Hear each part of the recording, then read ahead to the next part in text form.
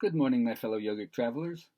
I'm mighty glad to be alive today, and I hope that you are too, as we continue to live, laugh, love, learn, linger, and live the life we love. Uh, this past week, I've been working with the teachings of Emmett Fox, New Thought guru of mine from the 20th century. And recognizing your failures is the first step to intelligently creating success. You have to learn to build from that. Whether or not we can have what we really want, we can always question what that is. But certainly, are we prepared for the responsibilities that may go along with attaining what we want? So the suggestion is anytime you have a problem, to solve it, you have to rise in consciousness. Get a little higher in the way you perceive things. Don't wait around for spirit to act dramatically, because if you want something to happen, the key is you change your own mental attitude, and that in itself is going to draw spirit to you as a sidekick, as a shotgun, your co-pilot, so to speak. So people want a miracle, something for nothing. It's just not the way it works. You're not going to get a Western Union telegram with instructions how to do this. You have to change your own mind. You have nothing to deal with but your own thoughts. So keep claiming good things until they demonstrate, and hold fast to the truth if it's not demonstrating yet. That's the way you positively affirm the harmony of being. Then you move over into what my Native American teachers have taught me about spontaneity, to marvel at all the wonderful things in the world, right? What's wrong is always available if that's what you want to turn your attention to. And I'm not saying that it's not appropriate to do that at some times, but it has to be balanced with the things that I'm saying so you can maintain an even keel and find some kind of sanity, peace, compassion, and maybe even humor. So that we do that, you got to be a student of the extraordinary, the extraordinary. That means you're going to glimpse new worlds which are invisible to those people who are indifferent or bored.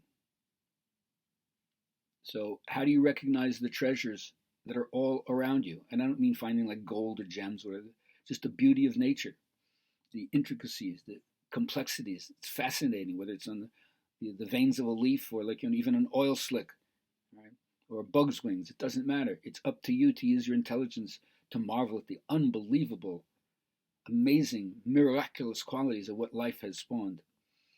So love to consider everything deeply, examine, curb your cynicism, not only your enthusiasm, curb your cynicism, and encourage yourself to investigate everything. That's one of the 7 factors of enlightenment, according to Buddhism. The investigation spirit, the curiosity about wanting to know and look and see what it is. And then you can take the path of what I call the Good Red Road, traveling to the 4 directions, as the indigenous people would remind us.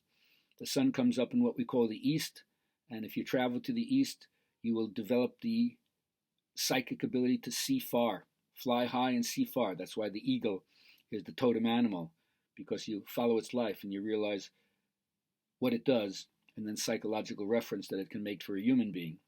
So first get up there and have your vision expanded.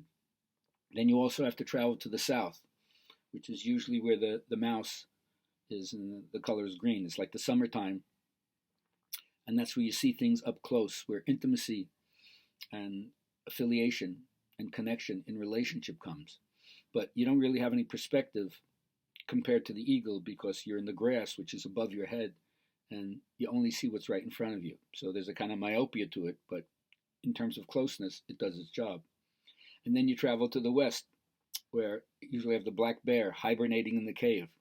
So this is the fall season, where you go inside and you kind of take stock of all the things that you've harvested, and now you go more into what we call the dream world, and where there's both insight from the depth and also what they call smoking mirrors.